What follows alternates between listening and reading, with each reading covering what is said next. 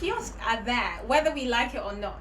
I mean, how many times has the mayor or the AMA or anyone tried to knock these kiosks down? They're like cockroaches, they keep coming back, you know? So if they keep coming back, what I'm saying is, let's see what we can do with them. And they serve a purpose. We have a problem with low-income housing. We have a problem with growth and development and small business structures.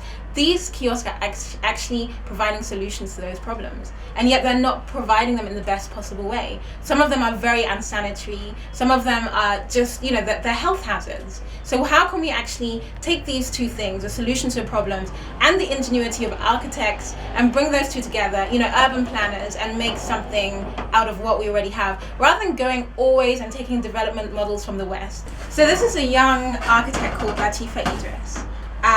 She's at the moment a young architecture student at the Kwame Nkrumah University of Science and Technology. And what she's done is she's traveled the whole country. She's gone through Accra, Jamestown, Kanda. She's gone to the northern region. She's gone to Banda. She's gone to Wa. She's gone to Shiashi. And she's looked at the different types of kiosks that there are. And she's come up with a whole analysis of it.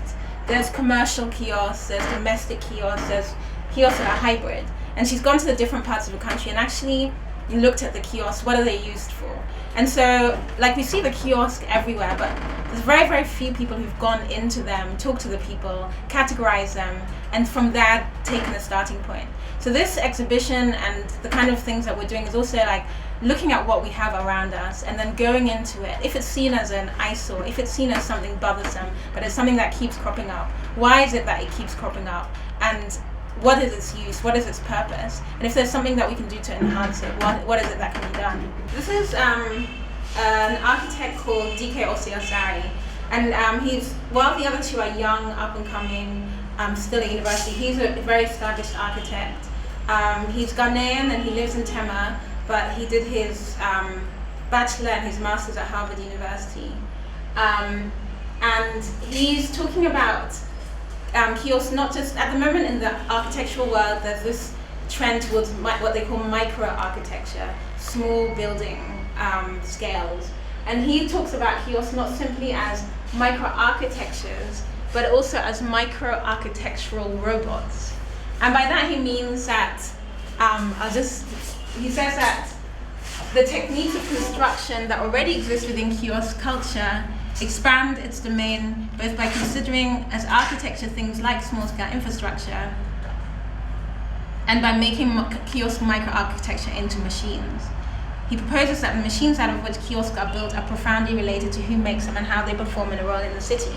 So he's actually evolving this whole kind of theory and of the kiosk culture world. And for him, it's not just a kiosk that exists in this world, but canopies that you see everywhere, bamboo. So, for example, he's created the bamboo stage. All of these structures, he's already made them. He made this bamboo stage for the Charlie Water Festival a few years ago. A bamboo canopy, so a canopy made out of bamboo, because he says bamboo, you can grow it everywhere. This is a water tank made out of bamboo with a computer inside which tells you when the water is full and when it's empty. This is he's made a public restroom out of a kiosk. So, you can, a place to go to the bathroom.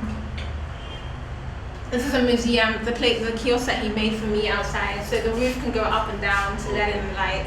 The kiosk as museum.